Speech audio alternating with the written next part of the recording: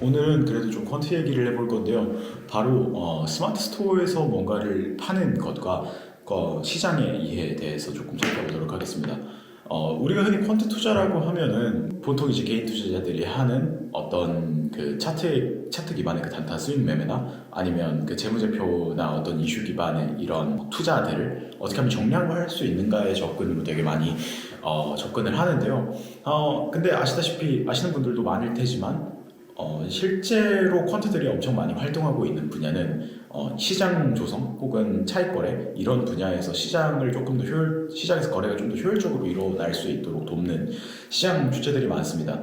이런 시장 주체들을 어떻게 좀 더 쉽게 설명드릴 수 있을까? 자동 매매, 그러니까 그냥 단기 투자를 자동으로 한다. 차트 보고 투자하는, 트레이딩 하는 걸 자동으로 한다. 라는 것까지는 이해가 쉬운데, 마켓 메이킹이 정확히 뭘 하는 거냐? 아니면 아비트라지 하는 건 도대체 뭘 하는 거냐? 그게 시장에 어떤 효용이 있냐? 라는 걸 설명하기 위해서는 결국에 요 주식시장이나 증권을, 어떤 형태의 증권이나 계약을 매매하는 시장은 기본적으로 어떤 상품을 파는 시장과도 크게 다르지 않다. 라는 관점에서 우리가 스마트 스토어에서 물건을 판매하고 유통하는 그런 과정과 이런 시장에서 주식이나 증권이 유통되는 과정을 조금 대응해서 설명을 한번 드려보면 재밌을 것 같아서 영상을 좀 찍게 됐습니다. 우리가 전산화된 주식시장은 스마트 스토어에서 명품을 파는 것과 좀 비슷하다고 우리가 생각을 할게요. 왜 꼭 이제 명품을 비유로 들어서 설명을 하냐면, 명품은 기본적으로 요즘은 명품을 사서 리셀 하시는 분들이 되게 많더라고요. 혹은 이제 명품을 실제로 그냥 소유하다가 나중에 그 가치가 올라가면 파시는 분들도 있고, 아니면 계속 실수요 때문에 보유하고 계시는 분들도 있고 하니까 이게 어떻게 보면은 주식의 라이프 사이클이랑 비슷한 것 같다라는 생각에서 스마트 스토어에서 물건을 명품을 판매한다고 생각을 해보겠습니다. 자, 그러면은 일단 명품이 어디서부터 나올까요? 브랜드가 있겠죠. 1차로 유통을 해주는 도매상이 있을 거예요. 도매상에 물건을 떼주겠죠. 그러면은 이 도매상은, 그러니까 현지 도매상이거든요. 현지. 우리는 기본적으로 수입을 해와야 되니까 수입을 해야 이 컨텍스트에서 조금 더 퀀트 투자랑 대응해서 설명하기가 쉬워요. 도매상에서 다시 이제 무역업자가 있겠죠. 그러면 이 무역업자가 다시 현지가 아니라 수입 도매상한테 넘기겠죠. 그 다음에 이 수입 도매상은 무역업자한테서 이제 떼와서 현지 소매상한테 가서 이 소매상들은 결국에 실수요자 혹은 리셀러 이렇게 파는 구조겠죠. 이런 유통 구조가 기본적으로 있어요. 브랜드를 주식에 대응하면 뭐가 될까요? 주식에 대응하면 주식회사겠죠, 그냥. 주식 발행자. 그 다음에 이 도매상은 LP, 증권사에서 처음 마켓 메이킹을 해주는 사람들. 이 주식회사가 상장을 한다. 상장을 했어요. 그러면은 마켓 메이커도 있겠습니다. 좀 지우고 설명을 드리면, 상장을 하면 처음 뭔가 물량을 받는 LP들이 있겠죠. 그 다음에 마켓 메이커들이 있어요. 이 마켓 메이커들은 뭘 하는 애들이냐면, 이렇게 우리가 호가창이 있어요. 여기 매도 1호가, 매수 1호가. 여기다가 주문을 둘 다 걸어놔요. 그 다음에 이 매도 1호가와 매수 1호가의 차이가 있잖아요. 요게 스프레드겠죠. 요 스프레드를 먹는 친구들이 바로 이 마켓 메이커들이라고 보시면 돼요. 그럼 결국에 이 마켓 메이커들이 아까 말했던 도매상, 주식 도매상입니다. 도매상 개념에 가깝겠죠. 왜냐하면은 매수를 해와서 또 매도를 하고 요 시장에 이제 유동성을 공급을 하고 있으니까. 그 다음에 이 도매상에서 물건을 제일 많이 사는 친구들이 누구냐면 무역업자들이 있어요. 이 무역업자는 우리가 누구라고 볼 수 있을까요? 무역업자는 기본적으로 같은 물건을 A에서 사와서 B에다가 파는 거예요. 그래서 A의 가격이 있겠죠? 예를 들어서 A에서 90원에 사서 B에서 100원에 파는 거예요. 이게 무역업자가 하는 일입니다. 그럼 결국에 이 무역업자는 누구랑 빗대서 설명할 수 있냐면 아비트라지랑 똑같이 설명할 수 있어요. 표한 아비트라지. 그러면 이 아비트라지는 뭐냐면 기본적으로 일물 일가에 기반해서 거래를 하는 거예요. 우리가 흔히 이제 일물일가 거래가 가능한 아비트라지가 바로 우리가 코인 거래소가 엄청 여러 개가 있잖아요. A 거래소부터 뭐 B 거래소, C 엄청 많아요. 코인 거래소 한 100개 넘게 있습니다. 세상에. 그러면은 비트코인을 다 똑같이 거래를 할 거잖아요. 그 다음에 뭐 달러 혹은 달러랑 비슷한 거랑 비트코인의 가격이 다 A, B, C 별로 형성이 돼 있겠죠. 그럼 A에서 만약에 39K예요. 그다음에 B에서 38K예요. 그럼 B에서 사서 A다 팔면 되잖아요. 왜냐하면 같은 비트코인이니까. 이게 기본적으로 퓨어 아비트라저들이 하는 일입니다. 그러면 이 B 거래소에 있던 비트코인이 A 거래소 가격이 높은 쪽으로 이동하겠죠. 그 다음에 또 A 거래소에서 가격이 높은 쪽으로 이동하면 다시 그걸 사가는 사람들이 있을 거예요. 이 사가는 사람들은 사실은 뭐 현실적인 주식 시장이나 크립토 시장이나 이제 증권 매매 시장에서는 되게 여러 가지겠지만, 아까 다시 리테일로 돌아가서 생각을 해보면 무역업자가 물건을 현지에서 가져와요. 도매상한테 팔겠죠. 현지에서 떼와서 이제 국내에 있는 도소매상한테 팔겠죠. 그러면 이 도소매상이 다시 이제 일단은 무역업자들이 도매상한테 공급을 해준다고 생각하면, 국내 도매상한테 공급을 해준다고 생각하면 이 도매상들이 다시 뭔가 시세를 만들겠죠. 소매상한테 파는 시세를 만들겠죠. 얘네가 혹은 수수료를 떼고 가져가시겠죠. 얘네가 이제 현지 마켓 메이커라고 생각하면 돼요. 아까 무역업자 전에도 생산자한테 가져가서 여기에서 뭐 일종의 호가창을 만들어서 유통을 해주던 1차 도매업자들이 있는데, 1차 도매업자들이 여기다 유동성을 공급을 해주면 무역업자가 떼와서 다시 국내 도매상한테 팔고, 이 국내 도매상이 호가창을 만들어서 사주는 거죠. 소매상들이. 그러면 이 소매상들이 시장 주체에 대응되느냐라고 하면은, 여기부터 사실 시장 주체에 완벽하게 1대1로 대응하기가 되게 어려워지는데, 어쨌든 소매상은 뭔가 하나의 도매상으로부터만 물건을 가져오는 경우가 흔치 않을 거잖아요. 우리가 소매상이 하나가 있다고 생각하면은 다양한 형태의 물건을 다양한 형태의 도매업자들로부터 수수료를 조금씩 주고 혹은 이제 그 유통비를 조금씩 주고 이렇게 가져올 거예요. 그러면 이 소매상이 다시 요거를 잘 애그리게이트해서 팔거나 아니면 또 매입도 해오겠죠. 도매상한테.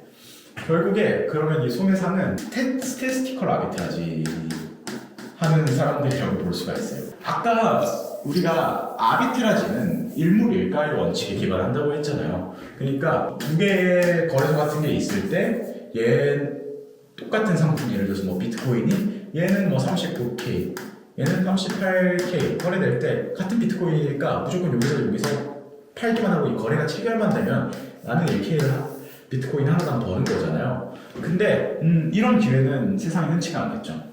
이런 기회가 세상에 흔했으면 다 같이 이제 부자가 되는 그런 유토피아가 있을 텐데, 그런 건 자본주의 세상에 존재하지 않으니까요. 그러면은 결국에 사람들이 좀 머리를 쓰는 비트코인이랑 비슷한 거, 예를 들어서 뭐 벨만 비트코인이 있어요. 벨만 비트코인. 그냥 비트코인. 그 다음에 이제 벨만 비트코인은 약간 뭐 저는 비트코인을 되게 좋아하니까 비트코인을 뭔가 추종하려고 만든 상품이라고 제가 주장을 해요. 그러면은 이게 되게 성공적이었어요, 주장이. 예를 들어서 그러면은 완전히 같은 상품은 아니지만 뭔가 비슷하게 움직이겠죠. 예를 들어서 비트코인이 이렇게 움직이면 벨만 비트코인은 잠깐 이렇게 따라가다가 뭐 깊게 갔다가 뭐 이런 식으로 움직일 거란 말이죠. 근데 가격이 중요한 거는 비슷하게 움직인다는 거예요. 그럼 결국에 이 가격 차가 있잖아요. 가격 차가 뭐 예를 들어서 이렇게 된다고 생각을 합시다. 가격 차는 좀 더 일관적이겠죠. 예를 들어서 추세가 이렇게 있었다고 할 때도 추세도 좀 따라가고 한다면, 서로 이제 추세는 거의 랜덤워크에 가깝게 움직이지만 이 가격 차가 어느 정도 일관적이에요. 예를 들어서 여기서 어떤 통계학적인 특성들을 많이 뽑아낼 수 있다고 우리가 칠게요. 그러면 제가 말씀드린 벨만 비트코인과 비트코인은 뭘까요? 일물일가라고 볼 수가 있을까요? 일물일가라고 어떤 통계적인 컨디션 안에서는 일물일가라고 볼 수 있고, 어떤 통계적인 컨디션이 아니라면 일물일가라고 볼 수가 없어요. 조금 더 리스크가 있는 거죠.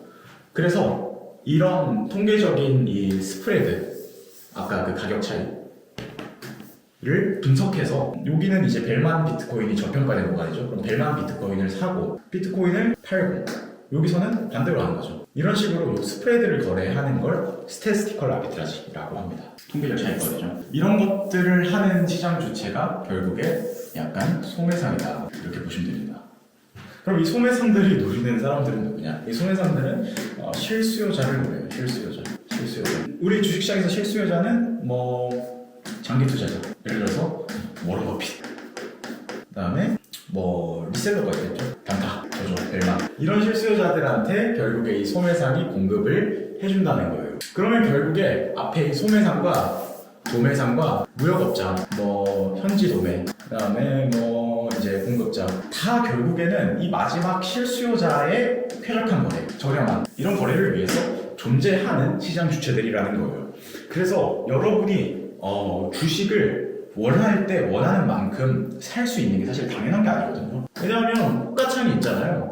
만약에 최근 체결가가 39,000이에요. 39,000이에요. 근데 호가창에 38,000부터 매수가 있고 뭐 4만부터 매수가 있다고 칠게요. 최근 체결가는 39,000인데 내가 이 최근 체결가에 가깝게 살 수가 있을까요? 없어요. 왜냐면 호가창에 아무도 그렇게 오퍼를 걸어준 사람들이 없는데. 그래서 이렇게 열심히 오퍼를 걸어주고 그 다음에 다른 거래소 B가 있어요. 다른 거래소 B에서는 예를 들어 조금 더 비싸게 팔아요. 뭐 비싸게 팔아고 그래요. 그럼 여기서 산 사람들 억울하잖아요. 억울하지 않게 차익 거래에서 가격도 맞춰주고 이런 많은 시장 주체들이 있기 때문에 우리가 이런 거래를 할 수가 있는 겁니다. 결국에 이제 영업의 장사의 꽃은 어떻게 보면 유통이라는 얘기가 되게 많이 있잖아요. 결국에 주식이나 증권을 매매하는 것도 장사하는 거랑 크게 다르진 않은 것 같아요. 앞에 이런 마켓 메이커들 아니면은 차익 거래자들 이런 것들이 있기 때문에 우리가 어떻게 보면 실수요자들이 쾌적한 거래를 할 수 있게 되는 거죠. 그래서 이런 부분들에서 사실 펀트들이 엄청나게 많이 활약을 하고 있습니다. 실수요자로서의 펀트가 있지만 실수요자 앞에 실제로 펀트들이 많이 일으키는 거래량은 이런 도매상 혹은 아비트라저들의 그런 거래량이라는 것들 한번 우리 생각해보면 되게 좋을 문제입니다.